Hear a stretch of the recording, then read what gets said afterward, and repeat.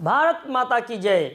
मैं Ram Gopal Awasthi, founder biology trunk institute, civil lines, Kanpur से। बहुत दिनों के बाद बच्चों फिर से मैं एक बार सावधान सीरीज की एक क्लास लेकर के आया हूं। आप लोगों को पता होगा कि सावधान सीरीज में आपको बहुत सारे ऐसे टॉपिक्स के बारे में बताया गया जो बहुत सारे ऑनलाइन और ऑफलाइन कोचिंग सेंटर के बायो टीचर पढ़ा रहे थे, लेकिन वो हमारी एनसीईआरटी में और जो हमारा नीट का सिलेबस है उसमें नहीं थे। बच्चों का बहुत सारा समय बर्बाद हुआ और ऐसा कोई भी टॉपिक जो हमारी एनसीईआरटी या एनटीए के सिलेबस में नहीं है हमें नहीं पढ़ना है और वो हमारे एनटीए के नीट एग्ज़ाम में नहीं आएगा।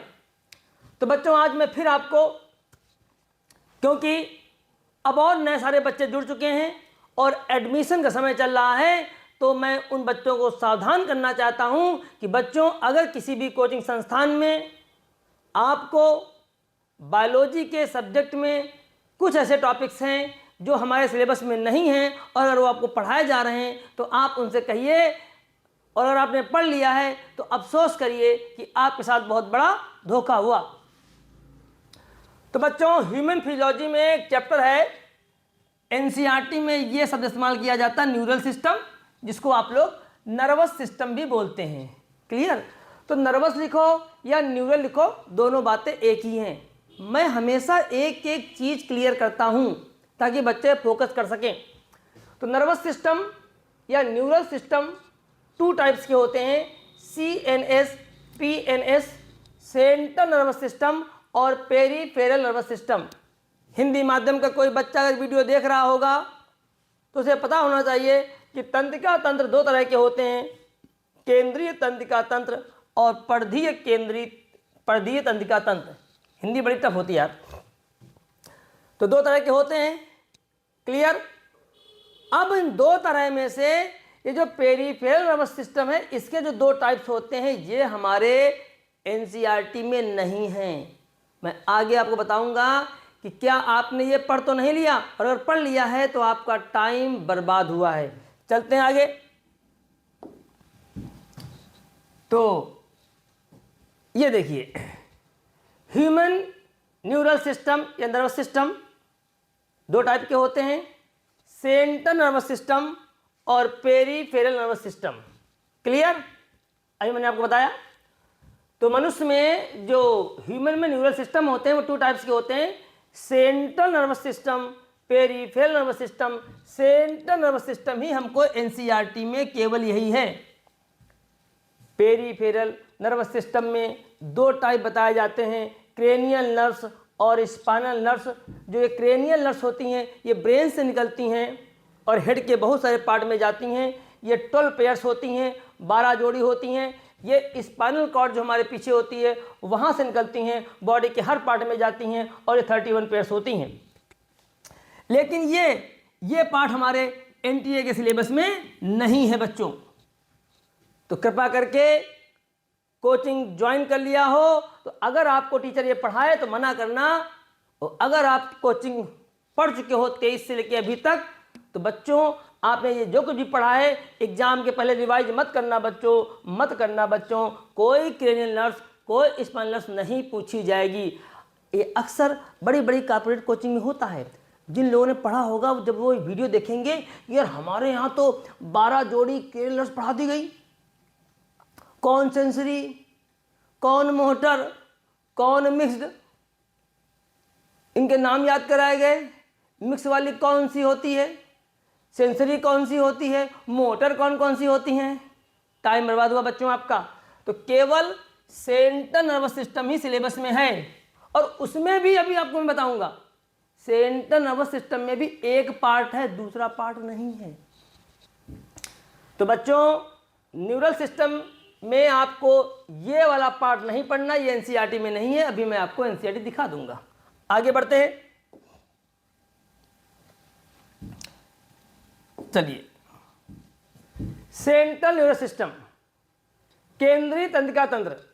सेंट्रल न्यूरल सिस्टम को दो पार्ट में डिवाइड किया जाता है, ब्रेन हमारा जो दिमाग होता है वो, और स्पाइनल कार्ड जो हमारे पीछे की जो बैकबोन होती है उसमें एक डोरी लटकती है, उसी को बोलते हैं स्पाइनल कार्ड। इस तरीके से आप देखिए, ये मान लीजिए आपका ब्रेन हो गया, तो एक डोरी यहाँ से लटक रही है,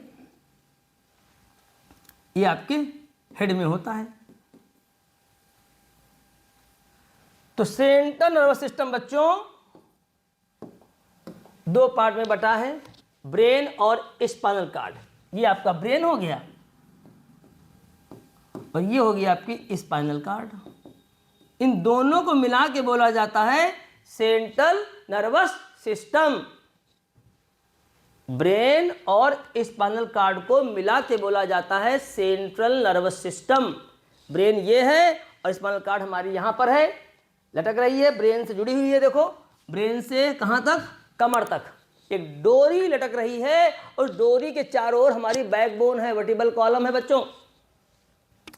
अब सवाल सिलेबस में क्या है, अब इन दोनों में भी आपके सिलेबस में केवल ब्रेन है, यही पढ़ना है, आपको स्पाइनल कॉर्ड नहीं पढ़ना है।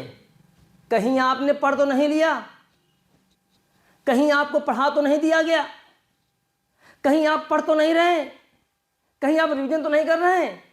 अभी भी वक्त है, 5 मई को एग्जाम है, अगर पढ़ रहे हो तो छोड़ दो, स्पाइनल कॉर्ड पढ़ना छोड़ दो, ये आपको नहीं आएगा क्वेश्चन। क्वेश्चन केवल ब्रेन का आएगा। तो सेंट्रल नर्वस सिस्टम में भी एक तो आपको पीएनएस नहीं पढ़ना है, सेंट्रल नर्वस सिस्टम में केवल ब्रेन पढ़ना है, स्पाइनल कॉर्ड नहीं पढ़नी है, यही पढ़ना है, ये नहीं पढ़ना है। आगे बढ़ता हूँ, समझाता हूँ आपको। ये देखिए ब्रेन, ब्रेन के 3 पार्ट होते हैं, fore brain, mid brain, hind brain. आगे वाला ब्रेन, बीच वाला ब्रेन और ये पीछे वाला ब्रेन। आगे वाला ब्रेन, बीच वाला ब्रेन, पीछे वाला brain. Fore brain, mid brain, hind brain. अब बहुत अच्छी बात मैं आपको बताने जा रहा हूं कि एक ज़माने में सीपीएमटी और बहुत सारे मेडिकल एंट्रेंस एग्जाम होते थे, टीचर उसके हिसाब से पढ़ाते थे। और जब आ गया नीट और फिक्स हो गया कि पेपर बनेगा एनसीईआरटी से, तो हमें ये देखना पड़ेगा कि एनसीईआरटी में किसी टॉपिक में क्या लिखा है, हमें वही टॉपिक पढ़ाना है एनसीईआरटी का, अपना वाला नहीं पढ़ाना है। तो अब मैं एक और राज खोल रहा हूँ कि फोर ब्रेन कोचिंग वाले और फोर ब्रेन एनसीईआरटी वाले। तो फोर ब्रेन कोचिंग वाले क्या पढ़ाते हैं, तो कोचिंग वाले पढ़ाते हैं कि फोर ब्रेन के 3 पार्ट, ऑल्फैक्टरी लोब, सेरिब्रम, डायंसिफेलॉन। इस तरह की 3 हेडिंग अगर आपको डलवाई गई होंगी, गलत नहीं है बच्चा, मैं ये नहीं करूँ ये गलत है, लेकिन ये एनसीईआरटी के अकॉर्डिंग थोड़ी पढ़ाया गया आपको। आपको उस टीचर ने पुराना वाला पढ़ा दिया, सीपीएमटी वाला। कोई बच्चा है, कोई ऐसा तो बच्चा नहीं जिसके टीचर ने उसको बताया हो कि फोर ब्रेन के 3 पार्ट, ऑल्फैक्टरी लोब, सेरिब्रम, डायंसिफेलॉन।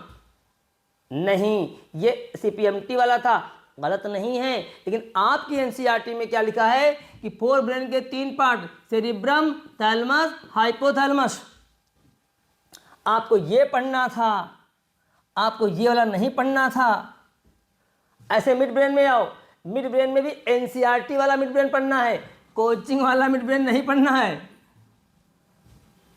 और मेरे प्यारे टीचर साथियों, आप लोग भी बच्चों को कृपा करके जो हेडिंग, जो वर्ड एनसीईआरटी में लिखा हो वो बताएं, क्योंकि इन बच्चों को जब एग्ज़ाम देने जाएंगे तो इन बच्चों को एनसीईआरटी की लाइंस मिलेंगी, आपकी लैंग्वेज, आपकी डेफिनेशन और आपकी इंग्लिश वर्ड नहीं मिलेंगे। इनको अगर कोई इंग्लिश वर्ड भी बताओ मेरे प्यारे टीचर साथियों, तो वो एनसीईआरटी वाला बताओ, अपना ना बताओ।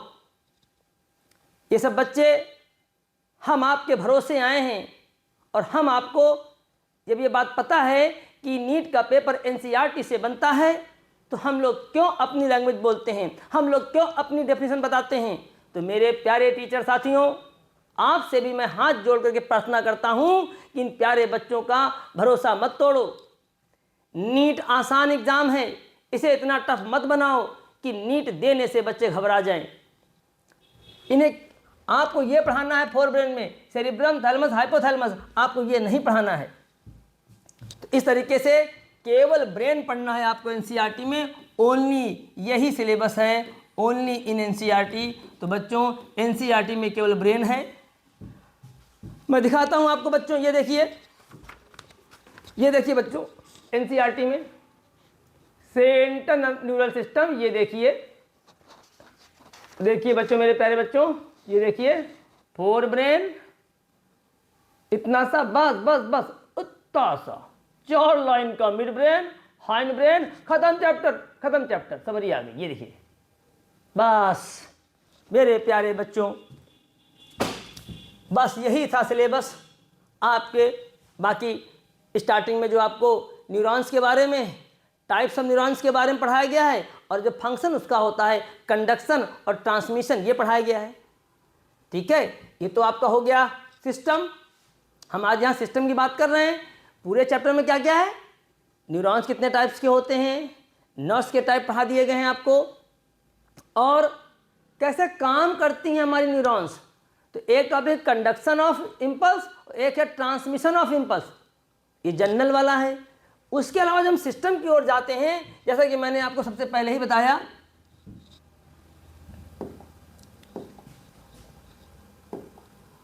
ये तो क्रेनियल नर्व्स,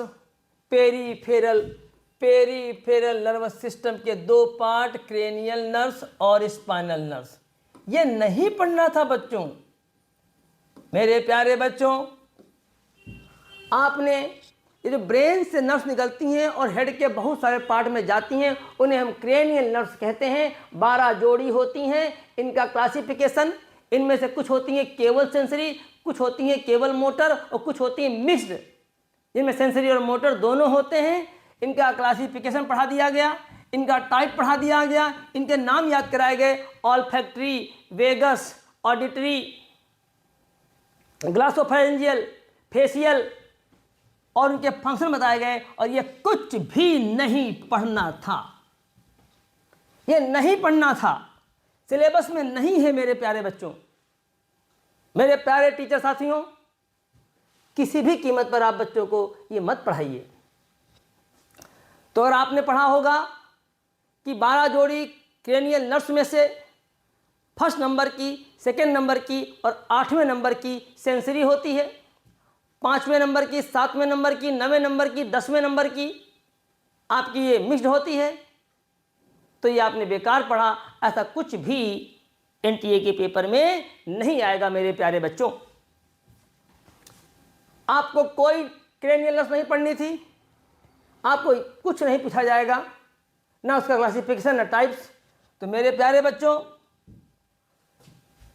केवल सीएनएस पढ़ना था, ये पढ़ना ही नहीं था। और उसमें भी, सीएनएस में भी केवल क्या पढ़ना है आपको मेरे प्यारे बच्चों, ब्रेन पढ़ना था।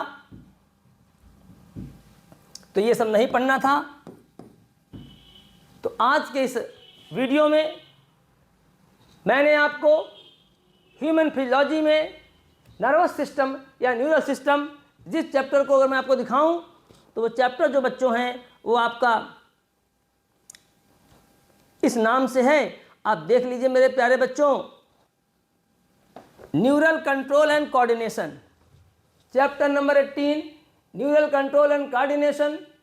इसमें स्टार्टिंग में आपको जो मैंने बताया वो पढ़ाया गया है। जब हम सिस्टम की बात करते हैं तो केवल सेंट्रल नर्वस सिस्टम ही पढ़ना है, और उसमें भी, इसमें भी आपको केवल ओनली ब्रेन पढ़ना है। अभी पुरानी वाली एनसीईआरटी में रिफ्लेक्स एक्शन और रिफ्लेक्स आर्क था। जब नई एनसीईआरटी आई इस साल, तो वो भी हटा दिया गया। तो सेंट्रल नर्वस सिस्टम में भी मेरे प्यारे बच्चों केवल आप ब्रेन पढ़ेंगे, और ब्रेन में भी फोर ब्रेन और मिड ब्रेन में जो लिखा है एनसीईआरटी में मेरे प्यारे बच्चों, आपको वो पढ़ना है। आपको पढ़ना है फोर ब्रेन में सेरिब्रम, थैलेमस और हाइपोथैलेमस। ये ऑल्फैक्टरी लोब जो बताया जा रहा है, ये आपको नहीं पढ़ना है। जो लैंग्वेज लिखी हो एनसीईआरटी में बच्चों, आपको वो पढ़ना है। और आप देख ही रहे थे कि 4 लाइन का मिड ब्रेन था, थोड़ा सा हाइंड ब्रेन था, और एक पेज का हाफ पेज क्या था, फोर ब्रेन था। एक एक लाइन घुस घुस के पूछेगा एनटीए। अगर वहाँ की लाइन नहीं डिकोड हुई है तो फंसोगे। और आप चाहें मिड ब्रेन पढ़ लो आप 2 पेज का। मेरे कहने का मतलब है प्यारे बच्चों कि जो एनसीईआरटी है, मेरे प्यारे बच्चों, एनसीईआरटी में अगर मिड ब्रेन की 4 लाइंस हैं तो बच्चा यही 4 लाइंस पढ़ो। और तुम पढ़ रहे हो मिड ब्रेन का पूरा 1 पेज, और भी बहुत सारे वर्ड लिखाए जा रहे हैं जो एनसीईआरटी में नहीं लिखे हैं। तो मेरे प्यारे बच्चों, आपको बस ये 4 लाइंस पढ़नी है अपने मिड ब्रेन की। तो सावधान सीरीज में मेरे प्यारे बच्चों, मैं जितनी भी मेरी पुरानी सावधान सीरीज हैं उनमें मैंने आपको बहुत सारे चैप्टर्स के टॉपिक में क्या पढ़ना है और क्या नहीं पढ़ना है इसके बारे में मैं हमेशा आपको अलर्ट किया है। तो जो बच्चे नए हों, जितनी भी सावधान सीरीज हैं उन सबको देखें, जा के देखो सावधान सीरीज को कि कहीं बायो का कोई ऐसा टॉपिक तो नहीं है जिसे आपने पढ़ा लेकिन वो हमारे सिलेबस में नहीं है, वो हमारे एनसीईआरटी में नहीं है, और वो जब आप एनटीए का नीट एग्ज़ाम देने जाएंगे तो उस पर क्वेश्चन नहीं मिलेंगे। जो बच्चे कॉर्पोरेट कोचिंग को छोड़ करके हमारे यहाँ आए तो मैंने सबसे पहले दिन यही किया था, मैंने पूरे बोर्ड पर टॉपिक लिखे थे। बच्चे नहीं जान रहे तो उनके साथ क्या होने वाला है। जब सारे टॉपिक मैंने यहाँ पर लिख दिए, पूरा बोर्ड में मैंने सब टॉपिक यहाँ से लिख दिए, और फिर मैंने बोला उन बच्चों से, वो चाहे जूलॉजी का टॉपिक रहा हो चाहे बॉटनी का रहा हो, पूरा भर दिया बोर्ड हमने यहाँ पर ऐसे। अब मैं उन बच्चों से पूछता हूँ, इनमें से आपने किस टॉपिक को बहुत अच्छे से पढ़ा है? ये मेरे पूछने का अंदाज था। कोई कह रहा सर ये वाला बहुत बढ़िया पढ़ा है, ये वाला बहुत बढ़िया पढ़ा है, और हर बच्चे से मैं पूछता गया। और जब उसके बाद मैंने सच बताया, धरती हिलने लगी, कांपने लगे बच्चे। तब मैंने वही तरीका अपनाया जैसे मैं करता हूँ। मैंने कहा बच्चों, इनमें से एक भी टॉपिक एनटीए के सिलेबस में नहीं है, और ये बहुत ही दुर्भाग्य की बात है कि आपको ये पढ़ाया गया, इनमें से कुछ भी एनटीए के पेपर में नहीं आएगा।